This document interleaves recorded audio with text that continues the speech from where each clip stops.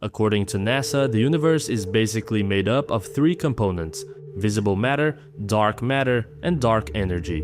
Visible matter makes up everything we can directly observe, or we can view in visible light with our own eyes, or through a telescope that can detect light we can't see, like ultraviolet or infrared. So when you look up at the night sky, the stars, planets and galaxies you see are only a fragment of the universe, just 5%. To make this fact even more intriguing, there has been a growing interest in astronomy in recent years regarding the existence of voids, huge regions in space that are surprisingly empty, containing very little visible matter.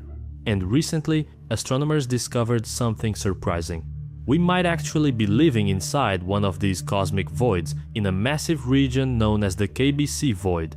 The idea that we are living in a cosmic void raises some unsettling questions. Could we be permanently isolated in a distant, empty region of the universe? What could possibly explain all of this? You are watching Kyanite. Astronomical discoveries suggest that our galaxy, the Milky Way, sits near the center of a massive cosmic void. They used redshift surveys to map the positions of galaxies in 3D. What they found was astonishing. Our corner of the universe is much emptier than we thought. It's named after the scientists Keenan, Barger and Cowie, who proposed its existence around 2013. Estimates suggest it spans around 2 billion light-years across, making it one of the largest known voids. The KBC void is around 7 times larger than typical cosmic voids predicted by our current models. And that's where the questions start to appear.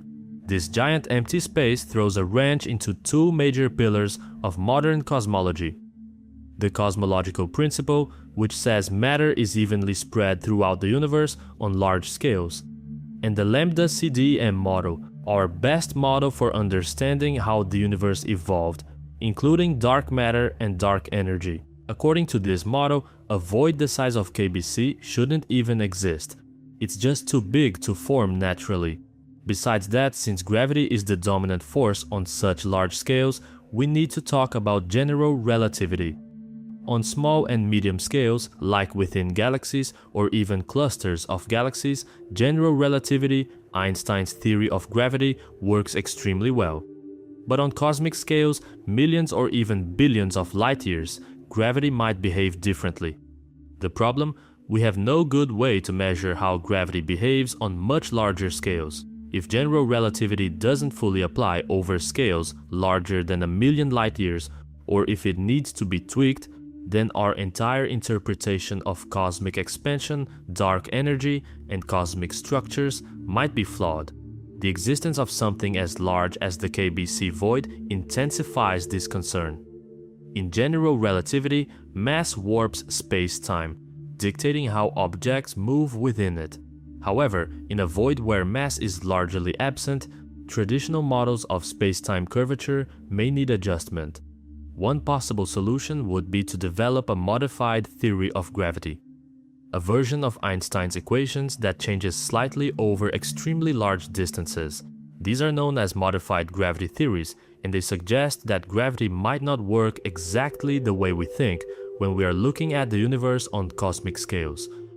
So what if humanity lives in a vast ocean of nothingness in a void? Are we alone in the universe? The Milky Way has anywhere between 100 and 400 billion stars. And if even just one planet orbits each star, that's potentially 400 billion planets in just one galaxy. Now get this, the universe has about 2 trillion galaxies. That's an unimaginable number of stars and planets. Some scientists say there are more stars in the universe than grains of sand on all of Earth's beaches. So, if the ingredients for life are so common, why haven't we heard from anyone? This haunting question is known as the Fermi paradox, a mystery that's been puzzling scientists for decades. Observational data suggests our Milky Way galaxy could be located near the center of this void. This would mean we're in a more empty part of the universe compared to average cosmic environments. If we live in an unusually empty part of the universe, then we might just be isolated. Even if someone out there is sending signals, they could take millions or even billions of years to reach us. Or we might be overlooked. Advanced civilizations may not even know we exist, or they simply might not care about a lonely little corner of space.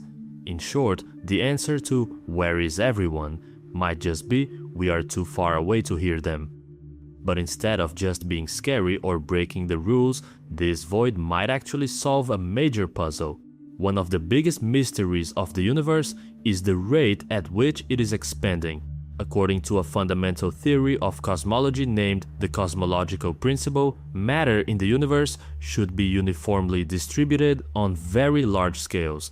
But when we measure the expansion rate using nearby galaxies and supernova, it is 10% larger than when it would be predicted. That's a great mystery called Hubble tension, a growing disagreement about how fast the universe is expanding. One method measures the expansion rate using nearby galaxies and gives a value.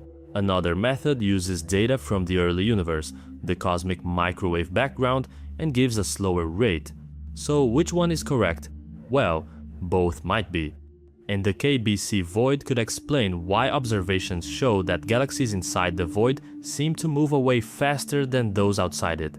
This suggests that our measurements of how fast the universe is expanding might be off, because we are in this huge empty space. This void, with its lower density, might be causing what are being called outflows of matter, where the gravitational pull from denser surrounding areas could be drawing matter out from the void, speeding up the local expansion rate. This idea of gravitational outflows suggests a radical idea that gravity might behave differently in the vast stretches of a void compared to more densely packed regions of space. Exploring voids also takes us back to the quantum fluctuations of the early universe, which are believed to be the seeds of all cosmic structure. In regions like our void, these fluctuations may have behaved differently, leading to fewer galaxies and less dense matter. Voids also serve as natural laboratories for studying phenomena like gravitational lensing, where the path of light from distant objects bends due to gravity.